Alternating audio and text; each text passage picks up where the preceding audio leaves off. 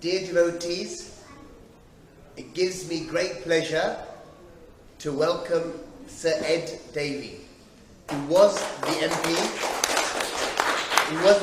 for Kingston and Surbiton, and hopefully he'll be the future MP as well. Thank you for joining us, Sir Ed Davey. Thank you. Thank you. Vanakkam. Thank you for honouring me and allowing me to share with you in this evening in your beautiful temple, and also on the preparations for your festival. Whether I'll be able to come and join you in the festival, I hope I will, to see all of what you celebrate. I think these are very important times for our country. It's been quite difficult, I think, in the last year or two. And of course we now have an election to try to solve some of those issues, if politics ever solves anything.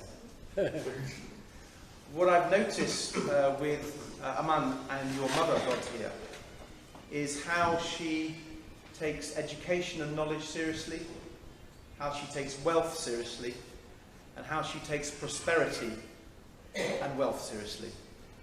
Education, health and wealth. It's almost a political speech. And what I would like to say, if I'm elected again to serve for Kingston and Surbiton, where many of you come from, my prime aim would be to make sure the education in the area, the health services in the area, and the economy and jobs in the area are as good as they possibly can be. And hopefully I might get some help from Anne.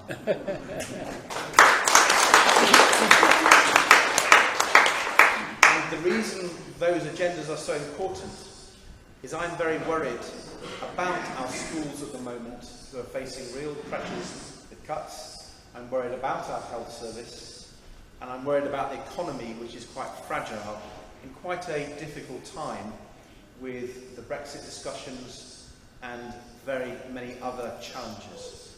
So I think the next Parliament has to have people with experience and knowledge to try to tackle the challenges in those three vital areas for our children and our families. One area that I worked on when I was the MP for 18 years was the relations for the many communities in Kingston. We're very lucky to have such a diverse community, and we celebrate it all the time. I've been very privileged to work with many people from the Tamil community, particularly Tamils from Sri Lanka. And I've been very blessed how Tamils have taken me into their community and welcomed me. I was very honoured when I used to be called the Tamil MP.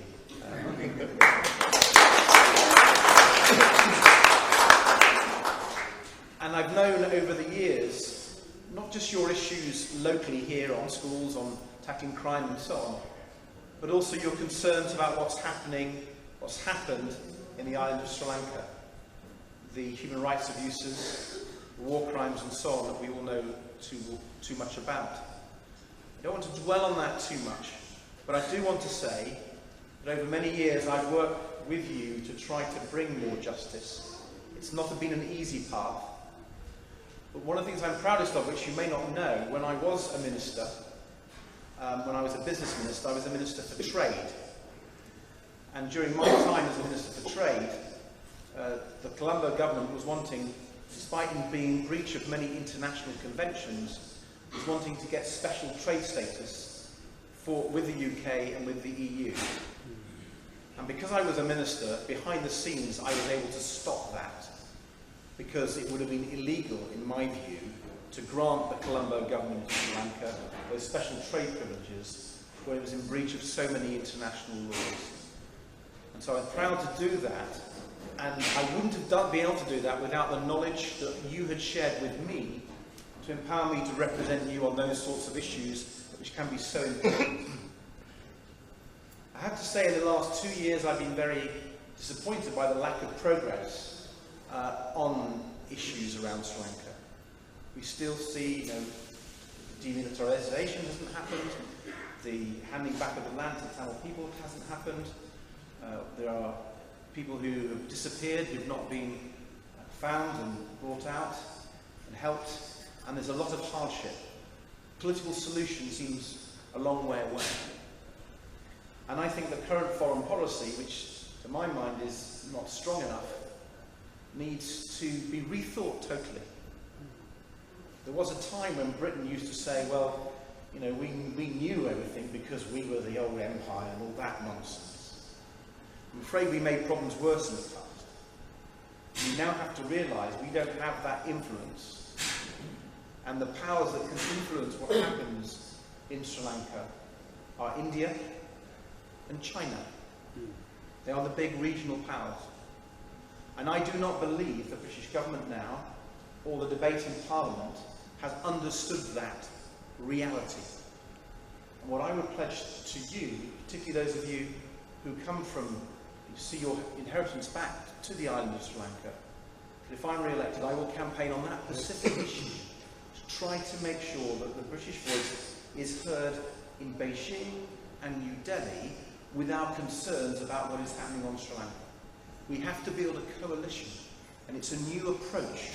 It's not been tried before, but I think it is the only approach to get the real justice and human rights agreements that we need.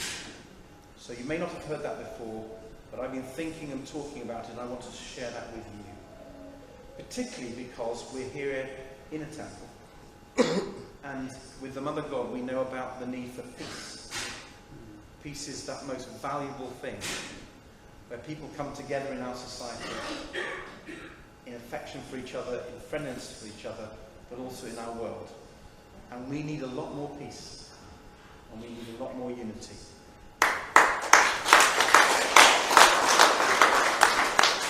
So I'd like to end there. I'd like to thank you for listening to me. Thank you for all the help you've given me in the past. And I know one word, Namali. Thank you.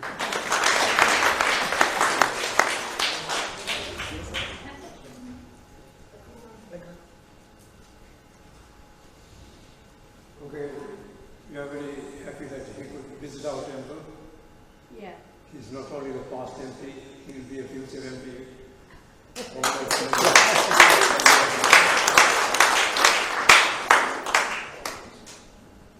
These are people with the real power.